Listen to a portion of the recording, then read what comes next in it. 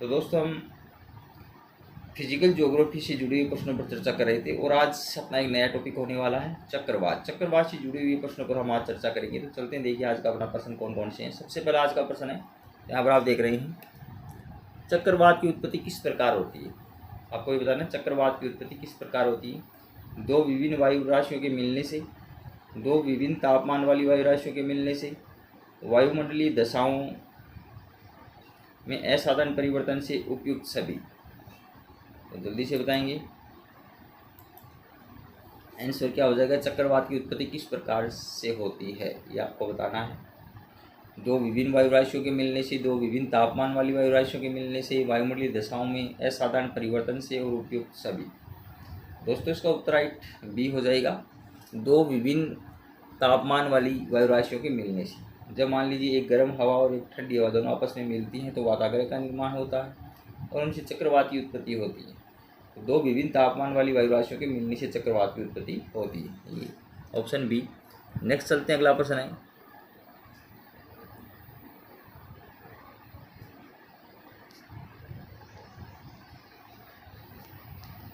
यहाँ पर आप देख सकते हैं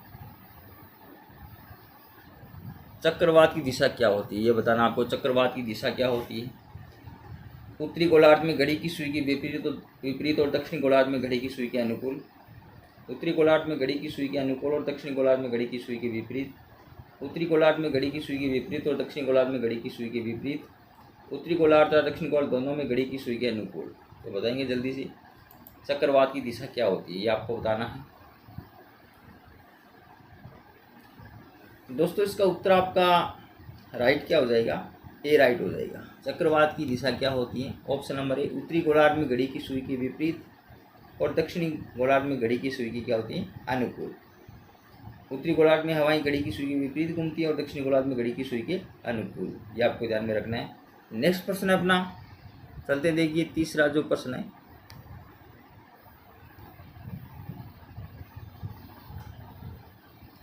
चक्रवात की आकृति इसमें से किस प्रकार की होती है। आकृति बतानी है आपको किस प्रकार की होती है, अंडाकार, गोलाकार, त्रिभुजाकार या उपयुक्त सभी।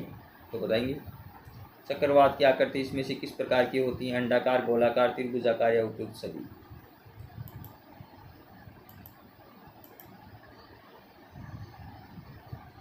दोस्तों इसका उत्तर राइट हो जाएगा, ए राइट हो जाएगा, अंडाकार। चक्रवात की आकृति कैसी होती है, अंडाकार होती है। ऑप्शन ए बिल्कुल सही हो जाएगा। नेक्स्ट प्रश्न है, चक्रवात का शांत क्षेत्र क्या कहलाता है, चक्षु, गर्त, परिक्षेत्र या केंद्र। चक्रवात का शांत क्षेत्र क्या कहलाता है, चक्षु, गर्त, परिक्षेत्र या केंद्र।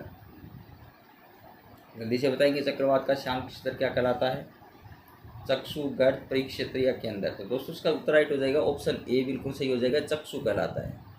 अगला है, चक्रवात की आंख एक विशेषता है, उष्णकटिबंधीय चक्रवात की, प्रति चक्रवात की, उष्णार्द्र चक्रवात की या आक्लूडेटेड वाताग्रह की।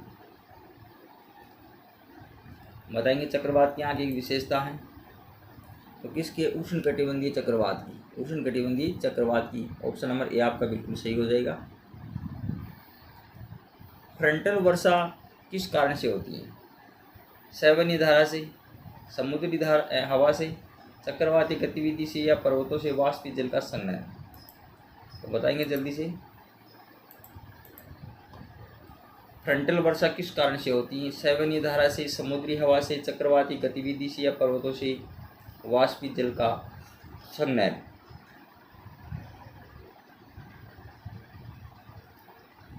ऑप्शन नंबर सी आपका बिल्कुल सही हो जाएगा, चक्रवाती गतिविधि से।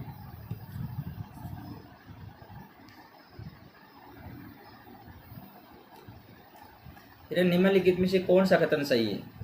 चक्रवात एक निम्नदाब तंत्र है और दूसरा कथन है उत्तरी गोलार्ध के चक्रवात में पवन संचलन दक्षिणवर्ती हैं। तो इसमें बताना आपको सही उत्तर कौन सा है। चक्रवात एक निम्नदाब तंत्र है, उत्तरी गोलार्ध में चक्रवात में पवन संचलन दक्षिणावर्ती हैं। तो बताएंगे जल्दी से आप इसका कमेंट करके आंसर कौन से कथन सही है। दोस्तों इसका उत्तर राइट सी हो जाएगा, दोनों ही कथन क्या है, सही है। नेक्स्ट है, टी मापक पर निम्न में से किसका मापन किया जाता है, भूकंपीय तरंग का, पवनों की गति का, चक्रवाती शक्ति का और वर्षा की मात्रा का। टी मापक पर निम्न में से किसका मापन किया जाता है ये बताना है। तो चक्रवातों की शक्ति का, ऑप्शन नंबर आपका सी बिल्कुल सही हो जाएगा, चक्रवातों की शक्ति का मापन किया जाता है। नेक्स्ट है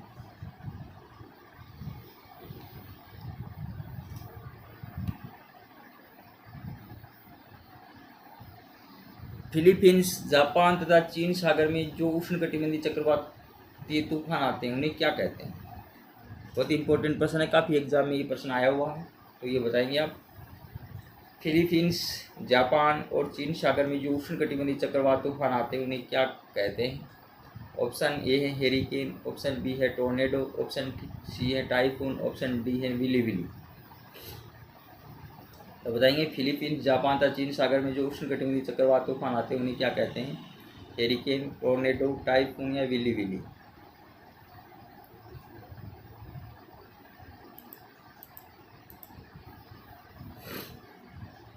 फिलीपींस, जापान तथा चीन सागर में जो उष्णकटिबंधीय चक्रवात आते हैं उन्हें क्या कहते हैं। हेरिकेन, टोर्नेडो, टाइफून या विली विली।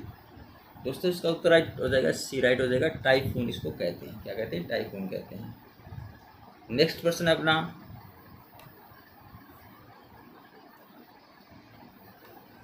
हेरिकेन चलते हैं, हेरिकेन कहाँ चलते हैं। यूरोप में, सहारा मरुस्थल में, चीन सागर में या मिसिसिपी घाटी में। तो बताएंगे हेरिकेन कहाँ चलते हैं।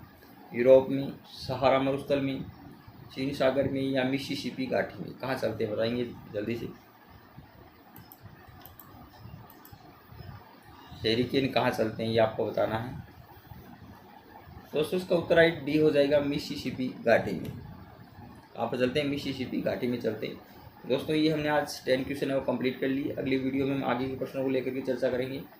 तो दोस्तों अगर आपको वीडियो अच्छा लगे तो इसको लाइक शेयर कमेंट जरूर करना। अगर आप चैनल पर नए ही, चैनल को अभी तक आपने सब्सक्राइब नहीं कर रखा है तो चैनल को जरूर सब्सक्राइब कर लें। पास में बेल आइकन घंटी का निशान है उसको भी आप प्रेस कर लें ताकि आप तक वीडियो सबसे पहले पहुँच जाए।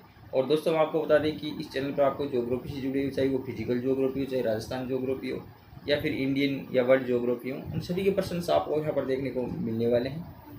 और दोस्तों इस चैनल पर आपको राजस्थान की कला और संस्कृति से जुड़े हुए, इतिहास से जुड़े हुए, पॉलिटी से जुड़े हुए या अन्य जो भी सामग्री यहाँ पर आपको मिलने वाली है, तो इसलिए आप चैनल को ज़रूर सब्सक्राइब कर लें। तो धन्यवाद दोस्तों, आज के लिए इतना ही। अगले वीडियो में हम फिर मिलेंगे, इसी तरह के प्रश्न लेकर के आएंगे। जय हिंद, जय भारत दोस्तों।